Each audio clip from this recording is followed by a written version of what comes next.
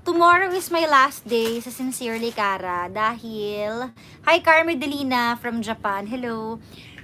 Tomorrow is my last day sa Sincerely Cara kasi meron tayong outing ng mga Energy FM DJs only sa production team namin. Meron kaming team building or matatawag na outing. Ayan. Yes. Pangit mo dyan. Ayan.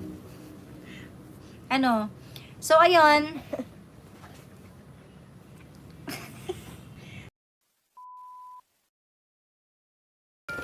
Kakabili ko lang nito, mababa na agad. Ano ba yun?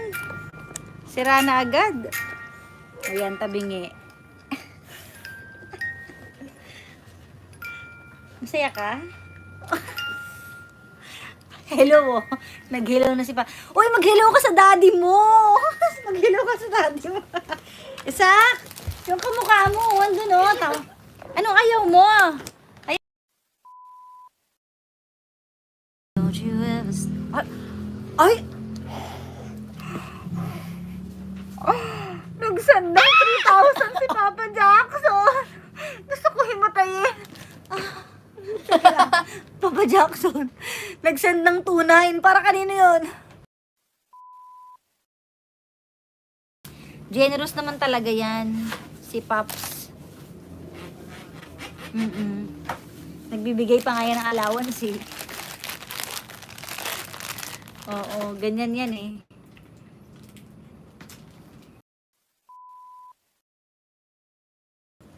Yung selos na kanta? Ano yun? Late na naman ako. Queen Jasmine. Selos. Uy, naku, speaking of may bagong issue na naman. Naloloka ako. Speaking of selos. Pero hindi ako yung nagsiselos. Kayo yata. O yung iba. Nakakaloka. May nag-PM kay Krisha. English eh. Natatawa na lang ako. Sabi parang isipin doon ni Krisha yung mararamdaman ko. Kasi inaya siya ni Papa Jackson mag-hike sa bundok. Sana daw isipin ni Krisha yung mararamdaman ko. Kung okay daw ba ako doon. Ay, ako ngayon nagsabi sa kanya na i-PM niya. Okay lang ba kayo? Yung nag-message, okay ka lang ba? Ako nagsabi na i-PM niya si Krisha kasi nga kinukulit niya ako lagi umakyat ng bundok. Kaya ayoko nga. So, feeling ko, kaya niya piniem is because pag alam niyang sasama si Krisha at pag na-invite niya, wala na akong choice kundi sumama. Yun ang thinking niya. At saka, hello, madami sila doon. Magiging issue yan kung dalawa lang sila, diba? Eh, hindi naman. Madami po sila. Diba? At saka yun nga yun, alam ni Papa Jackson na yun ang panghatak sa akin na kapag sumama si Krisha, mapipilitan akong sumama. Syempre nga naman, di ba? Parang ikaw, yung buti pa yung mo, kaibigan mo, sumama, ikaw hindi. Parang ganon. Kaya huwag kayo masyado mag-isip. Diyos me, Marimar talaga. David, mag-hi ka daw dito. Ang dami naghahanap sa'yo. It's the Akin sun. yung Bluetooth na. It is the sun. Hi, Joanna! Hi. Hi!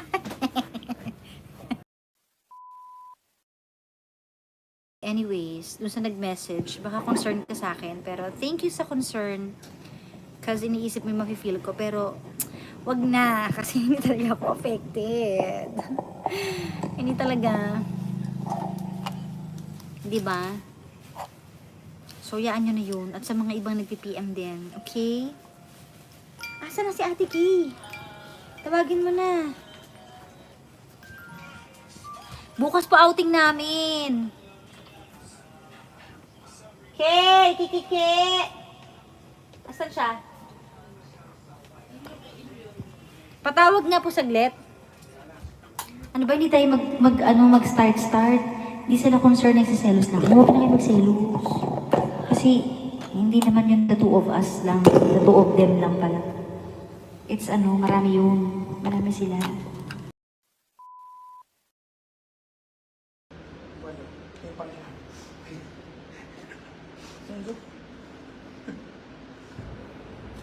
Cut na. Paano lang sa matagal?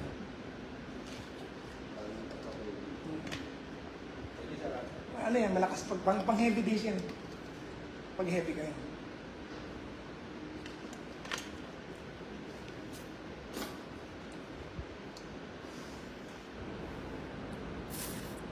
Do you deadlift? Yes, once a week. Uy, Michael Calvelo. Pang, let's go for 130. Do you dead? Apo, nag-deadlift po ako.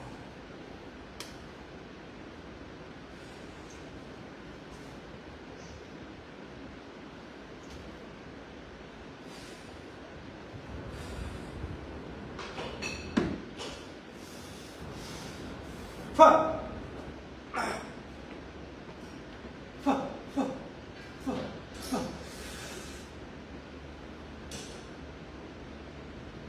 Cha! Fa! Fa! Fa! Fa!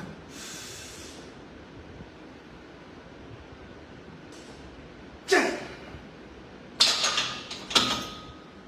Fa!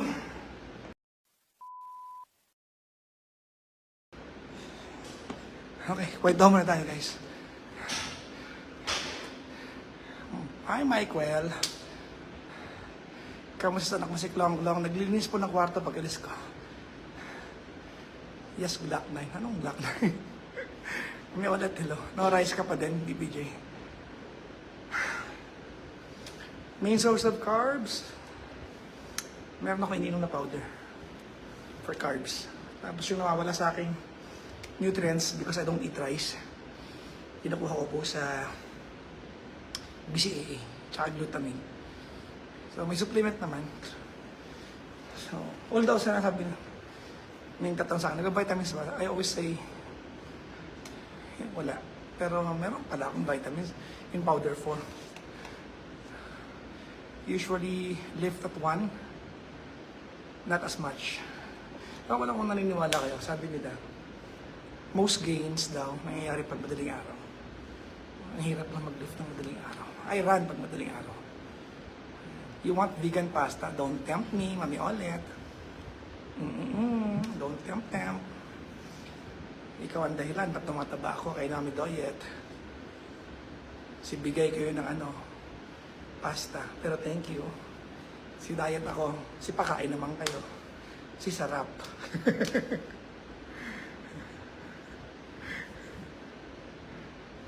So, dad bad tayo, dad bad.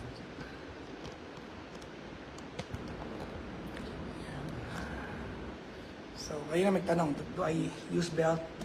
Pag overload siguro, pero pag ganito, kaya naman. Normally, I lift until 140, 1 rep.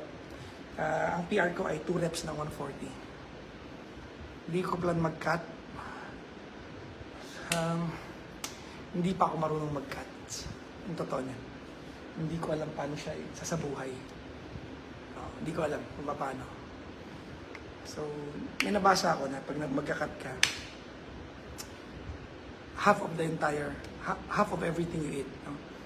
If you eat the whole plate of pasta every meal, half muna. So, lahat na kaya mo, hatiin mo na. Doon mag-start para, and then you adjust from there. Hindi ko alam kung kaya ko. So, plano ko rin magsasummer na J. Alvin. Meron kang pinafollow na fitness influencer. Puro babae. Marami akong pinafollow na lalaki. Pero I think best workouts galing sa mga babae. Kasi pag lalaki yung nagbibigay ng, hindi naman lahat, pero pag lalaki yung nagbibigay ng workout, alam mo yung parang imposible na sa body type ko. Parang ganun. Parang imposible na sa body type ko. So, yung, lumawa si Galagan, Miranda Cohen, yan. Pinafollow ko sila. Kasi pag lalaki yung ang hirap pasundan, ang bibigat ng buhat ng mga lalaki. Kasi para maging influencer ka, malaki ka So, hirap ako. So, sa babae ako kumukuha ng workout. Kasi yung body type ko ay sinlaki lang ng machong babae. Gets mo? Mapayat ako for someone who lives heavy. Yeah. Watching from ng Tandag City. Saan yan? Hello po. Okay.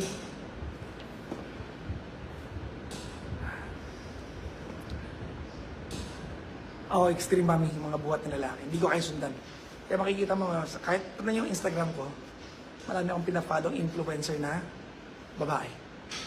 Dahil normal yung buhat sa kanila. Yung buhat nila normal para sa akin. Bakit prefer nyo? Nagkataon lang kung bad trip ako ngayon. Kaya nagbuhat ako. So, frustrated lang ako.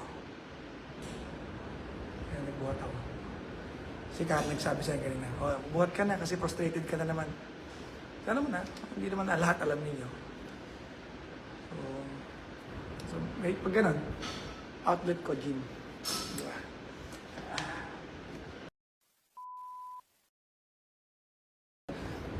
Hi guys.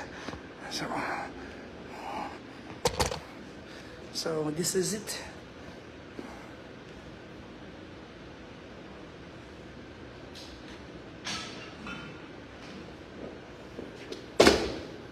Ay, ang hirap. Yung pabango pa, mas pakamabasag na naman. Parang tanga si Marvin, pinaalala mo pa eh. Kasi, tanong daw ulit. Sayang, di kita naabutan. Dito ako nagpunta. Meron pa naman po Makina Moto Show. Next month. Ayan. So ako po influencer ng SEC Moto Supply. Sayang, di kita naabot. Ay, yun pa rin. Sabi ko na-meet kanina doon na na mga friends. Siyempre may was tayo sa mga models kanina. Diba? We don't like that kind of problems. May mga nagka-picture, pero wala tayong isang frame lang nakasama ang mga models.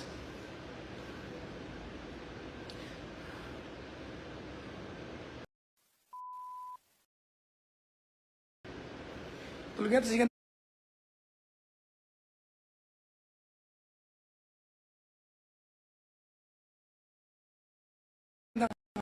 kasi yan. Tulog na si Gandang Hari. Kausap ko siya kanina eh. Actually siya nagsabi mag-gym ako eh.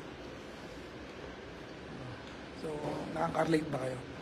Pag medyo frustrated kayo sa buhay, on things, medyo nag-iisip. Noong una, hindi niya ako mag-gets eh. Gym ka ng gym.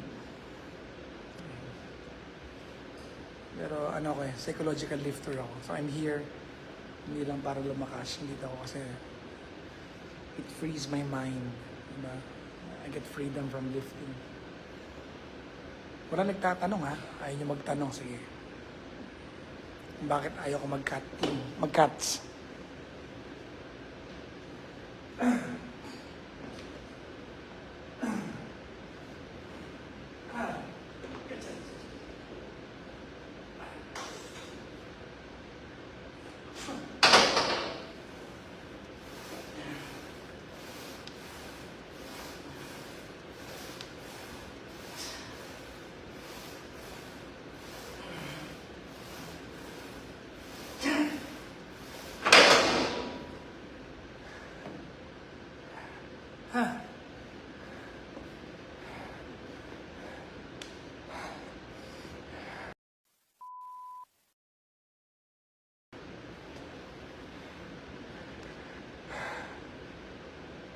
Ayun.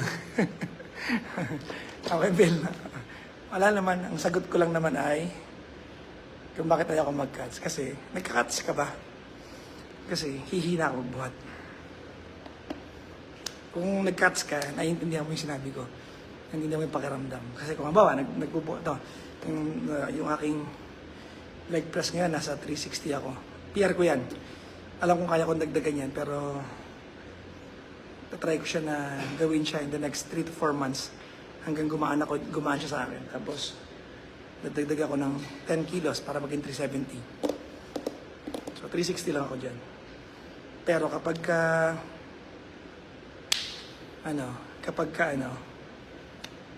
nag-cuts ka, lahat ng buhat mo, mababa. Hihina ka, di ba? So, bulking. Pag bulking kasi buhat ka, di ba? Pero pagka nag-cuts ka, hina, di ba? Tama ba ako doon, Paring Mel?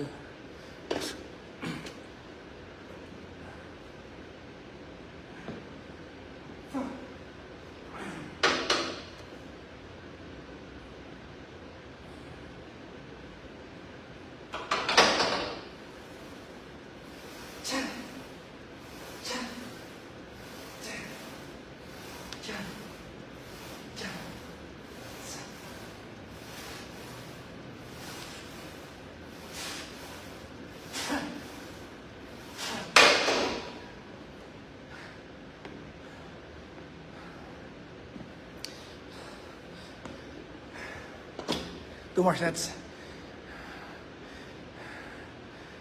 So, yung legs ko sa leg press, stationary yan.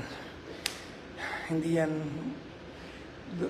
dagdagan, hindi na buwasan.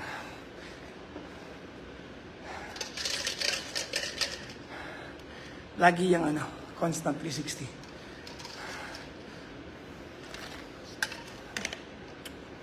Oy Mel, mag-react ka Mel, nagtanong ka eh.